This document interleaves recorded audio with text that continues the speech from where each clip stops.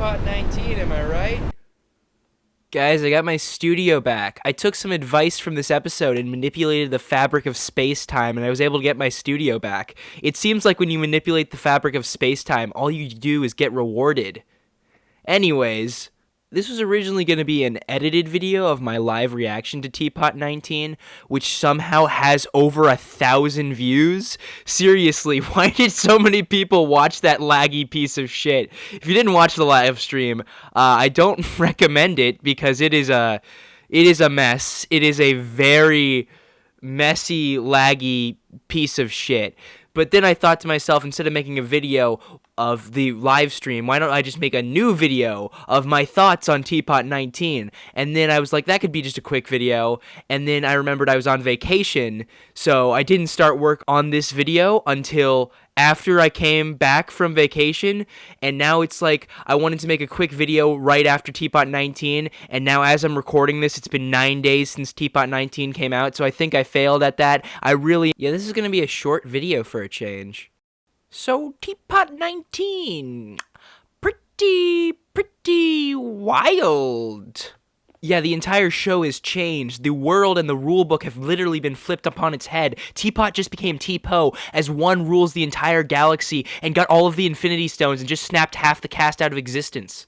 So where do I even start here?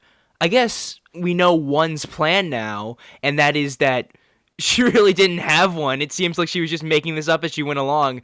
Probably the writers were as well. Okay, well, that's a bit untrue, because there clearly was a bit of a plan here, but it all stems from Teapot 15, and everything before that seems to be maybe related, maybe just preparing for something in the future. I mean, one self-admittedly seems to have not seen the Yo-Yo light coming into the picture, and when she saw that thing, she seemingly just went feral for the power it gave her. However, just like when you give a starving man soup, they just keep asking for more soup, and one's hunger for power was not quenched until she had it all. Her plan stemming from Teapot 15 seems to be erasing Gady from the entirety of the timeline to fuel the depression inside of one, flipping him over into a comatose state to the point where his power can't be used by him to stop the crack that she also formed in Teapot 15, meaning others will have to take two's power, which allows her to take that power with much more ease.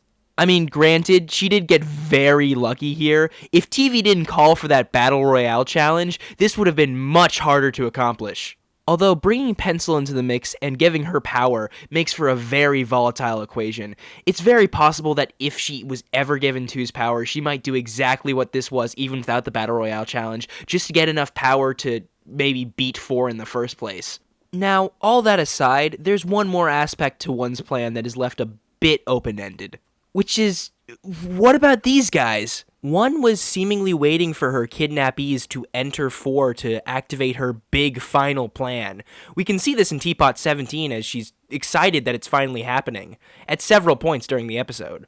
But this seemingly didn't factor in at all to one's ultimate power grab. I've thought about this for a while, and I can only really think of one rational explanation with the information we know at the current time of why one did this and it was so important to her. And that's because of 6. I'm pretty sure the whole reason that she did any of this was to lure 6 out of hiding. And remember, according to 6 in Teapot 17, they're the last one left, whatever the hell that means. If we look into the moon, we can see one's creepy vengeance wall with all of the other Algebralians X'd out, except for 2 of them, which is interesting. Oh, and the zeros as well, but they don't count. They're lesser than. Anyways, 5, 8, 7, 10, and 9 are all missing. We haven't seen them at all in Teapot, except for during the timeline shifts. This also deconfirms that 7 and 1 were best friends. There goes my favorite ship! At the end of Teapot 19, 1 kidnaps 4, and presumably that would include everybody inside of 4, including 6. I'm pretty certain that 1 had something to do with all of the other Algebralians going missing. And I think 4 and 6 are about to find out where their friends went, as 1 gets her chance to exact her vengeance. And I'm pretty sure that X is not safe as well, because he's on the wall just like everybody else. Now, speaking of the Algebralians, let's talk about the Algebralians' power. It's basically the driving factor of the entirety of Teapot's storyline so far. We can track where the power actually went. Most of it is in 1, yes, but there's a little bit of it left in Snowball, which is interesting. But the question I want to ask is, what about 6? Does 6 have powers, have any power? And what about the other ones above 4? Throughout all of the shorts, we've not seen any sign of any powers within any of them, but you can argue that that's not canon. However, in the timeline shift of TPOT 15, when we do actually see them, they still don't show any signs of power. When 10 smashes the Yoyolite, he doesn't use any type of magic, which is normally how the Algebralian's power is represented as. No, they just smash the rock into pieces, using nothing but raw strength. And if true, it would explain why it was so easy for 1 to kidnap the rest of them. Okay, so if that is true, why? It's possible all of this is just an oversight, but with how important Algebralian's power is to TPOT and BFDI in general, it feels like there has to be some reason for this. Where did the Algebralians get their power, and why do some of them not have it? It's possible it has something to do with the speaker boxes and what they contain if we go down the Donut's Diary rabbit hole. But what I think for right now is whatever this factor was that gave the Algebralians this power was an essential part to 1's backstory. Because 1's driving motivator has always been to get this power. Maybe the power was something that was denied to 1 in the first place. After all, if we listen to the small snippet we get from the imaginary 4 in 1's mind about why she was locked up, it's not about something that she did do, it's more about something that she will do. According to 4, she can't go. It's more like 4 is worried about what she'll do if she's outside of the moon, rather than punishing her by putting her into the moon. Although 4 does have a habit of punishing people by sending them away to confined spaces. However, in the present, 4 seemingly doesn't mind if she had escaped. From 4's dialogue, it seems like he knew she had escaped for a while, but was just hoping that she wouldn't do anything to mess with them. Whether this was out of naivety or 4 trying to be a better person is as of yet unknown, but it seems like whatever he was locking 1 away from all that time ago is most likely gone now. And then there's 2 and 3. 1 has constantly insisted that she's an old friend of 2, and I think that may just be true. After all, not on the wall. And at the very least, what that means is that 2 and 3 didn't try to lock up 1. However, 1 is still needlessly cruel to 2. Her entire motive is stealing his power, and therefore stealing his show in the process, the entire thing that gives 2 purpose. But even then, her plan requires 2 to fall into a deep state of depression by erasing his best friend. I don't think 1 holds much animosity towards 2. But she's also clearly not above destroying everything he holds dear to get what she wants. Even if they were friends, 2 didn't do anything to get her out of the moon, leaving her there for eternity. I don't think she hates him, but I don't think she likes him either. It's also important to point out that if 1's not lying at the end to Pencil, she regrets whatever she was going to do or did to get locked in the moon. That at one point she considered her fellow Algebralians to be her friends, but she sees it as too late for friendship now. Also, on the topic of the speech she gives to the end to Pencil, when she says she wanted 4's power to make sure that no one would get locked up ever again, I think that might be a sign of the fact that her desire of this power might stem somewhat out of paranoia. That if she's not the strongest thing in the universe, 4 and the others will just lock her up again. So she needs this power, because that's the way the world works. It's ruled by the powerful, and the powerless are forced to submit. Speaking of the powerless, what happened to Grassy? So I've seen a lot of people make videos about who's left off in TPOT 19, where they all left off, who survived, and the majority that didn't. And I might have missed something, but I haven't seen anybody else point out that Grassy did not exactly survive the events of TPOT 19. The final scene of the episode is all about this. First, we see Grassy as the final survivor left alone in the vents, but then we cut to later, where the vents start shaking, and this could be just because 1 kicked the earth into the middle of nowhere, but that's not all that happens. Grassy starts to abstract, and then it cuts to later once again, which is now the present. And we see Grassy inside of this strange red dimension. This could just be a lighting choice to represent how messed up everything is now, but then why did Grassy just abstract? Also, when we see Grassy next in the vents in this red place, he's no longer sobbing out of sadness. It seems like he's in pain.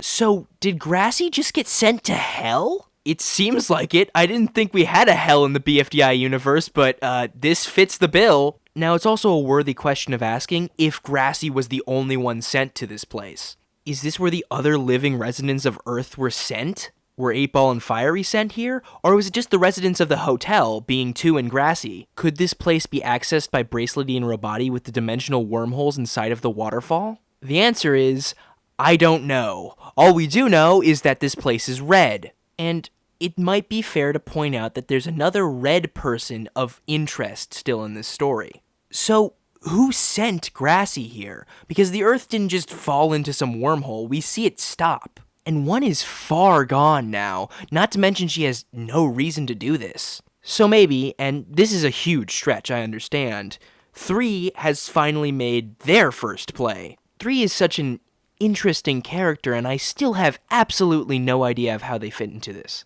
There's an interesting trend going around in the background of TPOT of 3 being scribbled over. We can see this on both the fridge and the conspiracy board. And interestingly enough, when 1 does her final countdown towards basketball, when the number 3 would be on screen, the camera cuts away and then instantly cuts back when it's going to 2. And in TPOT 15, the 4 sticker is put directly over top of the 3 sticker. It feels like somebody's trying to hide the existence of 3. The first thought that comes to mind is obviously that 4 is scribbling all over this. The 4 sticker goes over top of the 3 sticker, and 3 is inside of 4. However, it's not possible that 4 could have scribbled over 3 on the conspiracy board, because 4 didn't even know the conspiracy board existed until TPOT 19. It's possible that it was 2 doing this, they have access to the kitchen, and maybe they even saw the whiteboard up until now. It's weird how 2 has no reaction at all to the whiteboard being revealed. Maybe 4 just revealed it to themselves, or maybe 2 was just too depressed to care. Or maybe 2 has seen the whiteboard this entire time, making it technically possible that it could have been him crossing out 3. 1 was also in all of these places in her own sneaky little way, so it's possible she could have been crossing him out as well. Or, more likely, this is a non-literal metaphor about something about 3. But what the hell does it mean? I feel like this has to tie into 3's backstory, 1's backstory, and what happened with the power, and it just has to all tie together in my opinion. My first thought was that 3 was kind of erased somehow, scribbled out of existence, hiding themselves deep inside of 4 so they could never be seen again. But then 6 just casually drops the bomb and says, well, 3's been here the whole time, so that's just common knowledge to the Algebralians apparently. Whatever happened to 3 in the past is unknown, but we know what they're doing in the present, and that is locking themselves away from the rest of society. Now, there's 2 reasons I could think of why this happens. 1 is that it's out of regret. Possibly 3 may have helped 1 in some way, a silent way that nobody else would know about, but 3 still regrets their part to play in this. Maybe they're the reason for the power struggle and divide across the Algebralians to even happen in the first place. And they're dealing with their shame by locking themselves away deep inside of 4. The other option is that 3 is hiding, just like 6 was in the Algebralian playground. Although they probably shouldn't have anything to worry about, because they're not on 1's shit list. And if 3 is hiding from 1, they may have a good hiding place, but a good hiding place doesn't matter if it's attached to the prime target of what you're hiding from. I mean, 1 seemingly trapped 6 inside of 4 so that she could get them both in one sweep, but she got more than she bargained for with 3 inside of there as well. So if this was 3's plan, it was not well executed. But what if this was 3's plan? What if 3 is hiding for a sneak attack? What if 3's been removing themselves from the picture so that 1 wouldn't see them coming? It's also very likely that 3 has the last of the Algebralian power. Because if we look at the pattern, everybody under 5 has Algebralian power. Even when 1 was in her weakened state, she still had some power of some kind. Maybe the power 3 has could be helpful to overtake 1. Speaking of 3's power, if we're saying that 3 did abstract Grassy, which personally, I'm not too sure of, but there's another moment in TPOT 19 I'd like us to pay attention to. Well, well, well. Looks like I found the one responsible for a murder. Shush, Tree, I'm trying to locate. Don't shush me. What the? Tree, what are you doing? Keeping you afloat, away from hurting... No, what? What am I doing?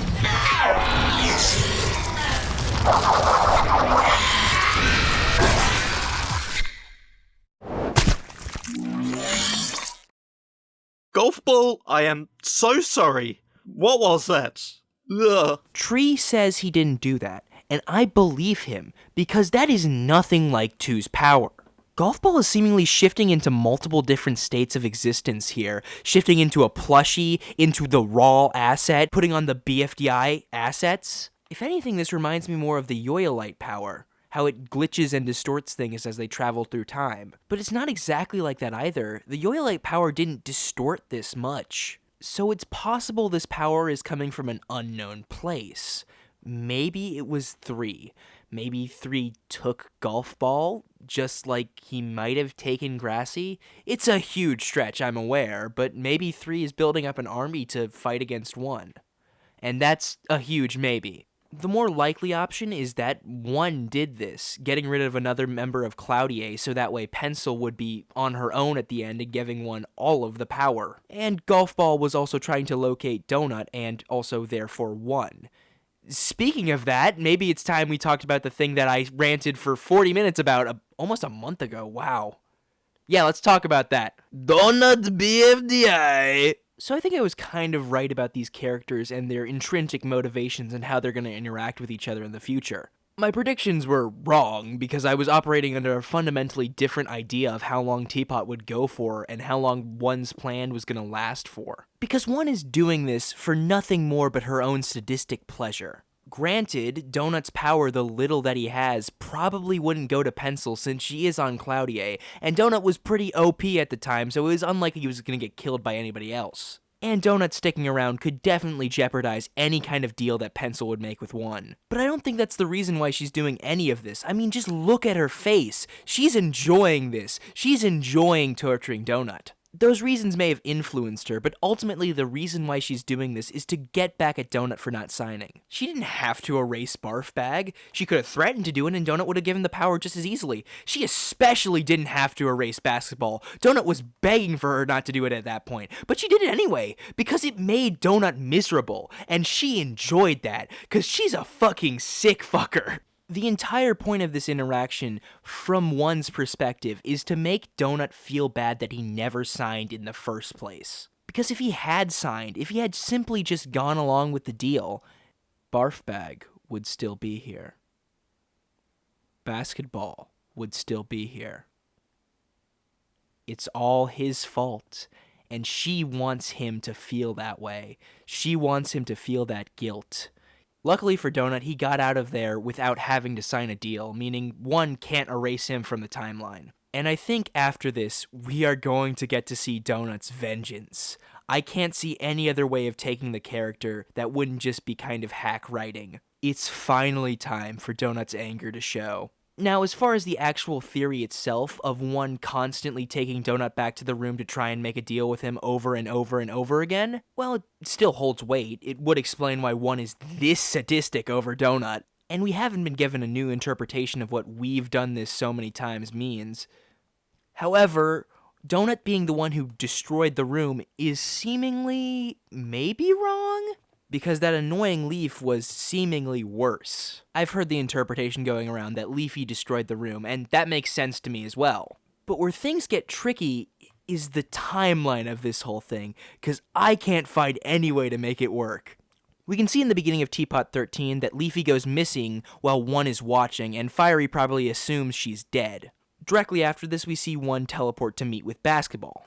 However, it's possible these events could be out of order. We see 1 blink away from Dreamier Island, leaving Fiery to look for Leafy, but then come through the portal to see Basketball. Perhaps these 2 different methods of teleportation were there all along to show us that there was something missing between the 2 of them. However, right before 1 finally acknowledges Basketball's existence, she says that the entree is over and it's time for the main course. She's seemingly quite pleased by whatever this entree was. If the entree was meeting Leafy, she definitely has a different reaction to what she did in TPOT 19.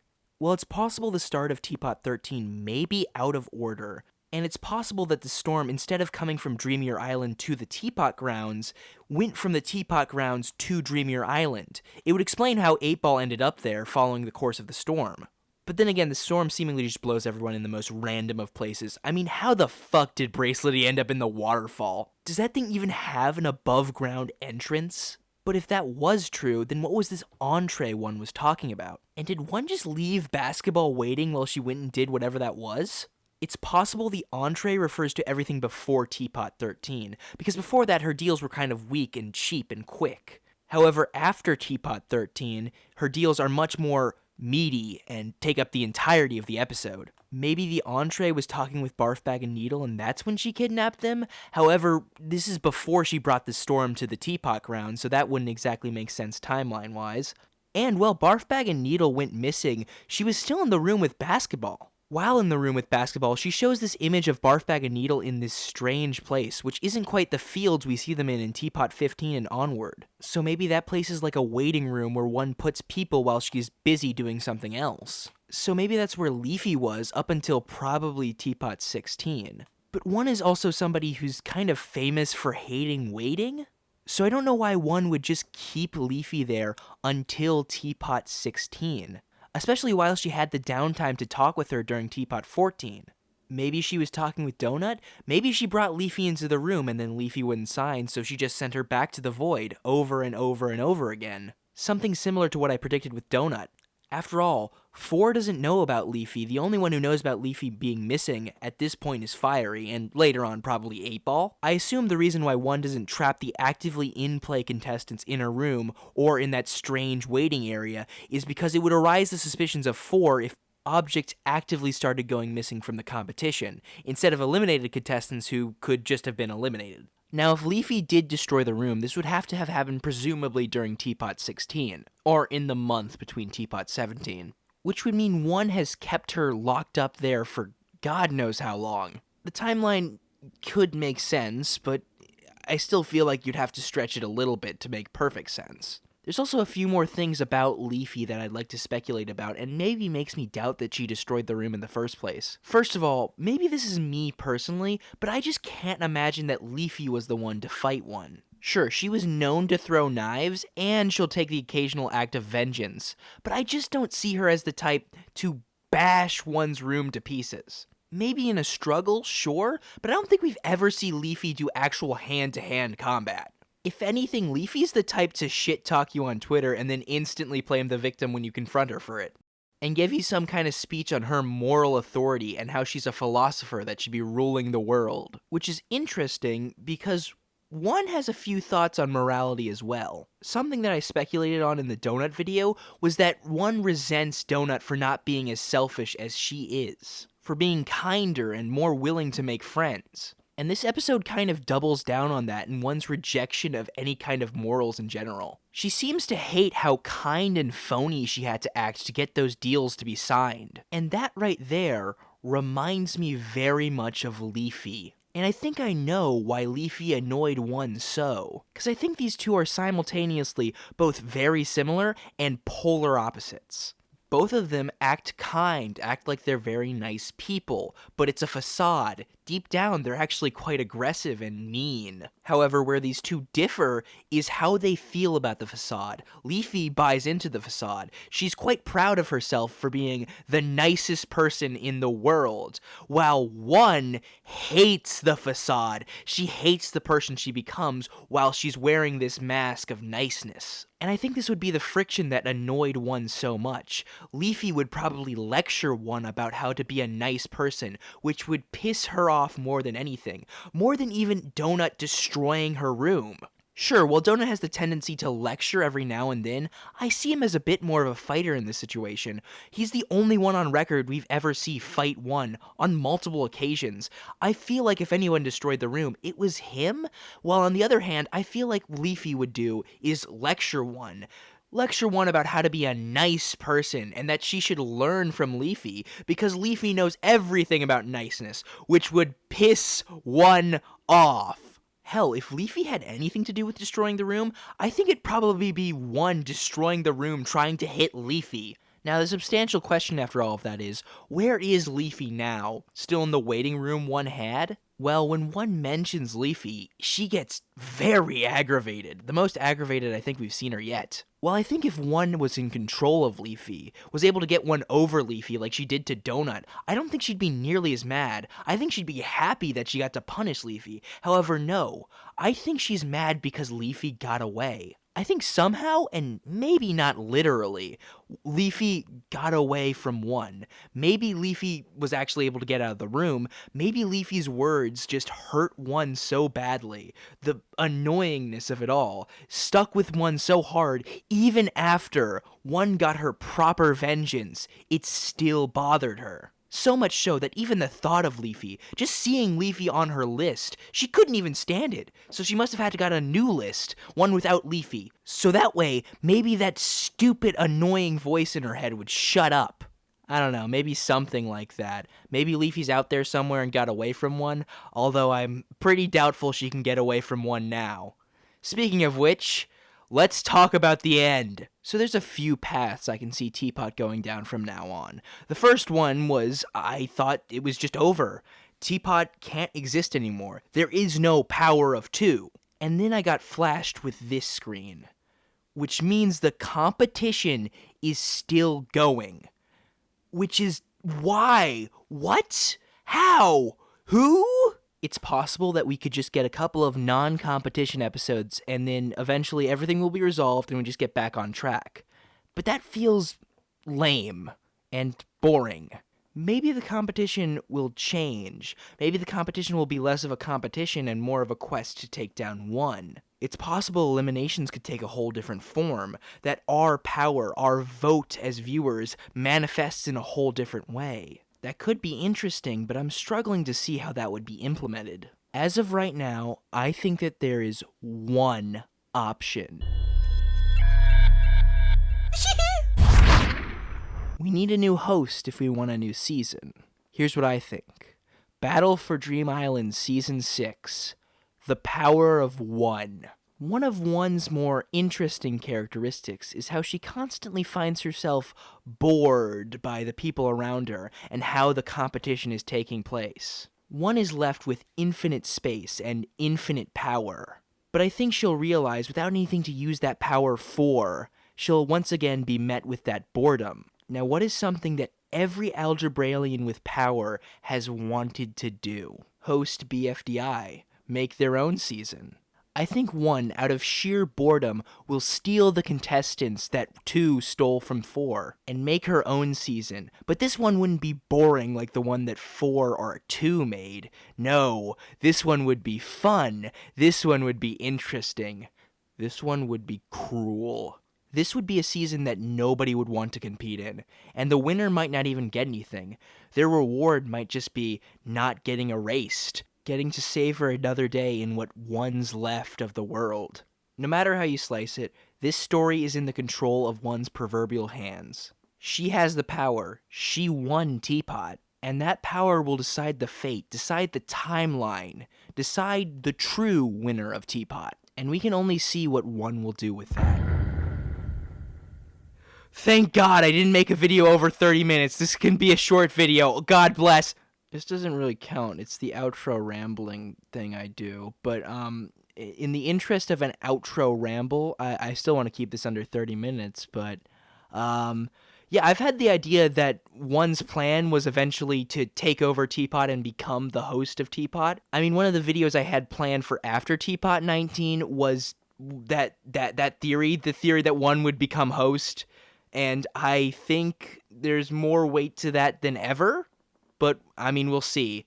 There's a lot of interesting things in Teapot 19. For the Deltarune people who saw the Deltarune video, there was a lot of views on that, so there's a lot of you. I'm going to be making a comment response pretty soon. I should be able to get that out pretty fast.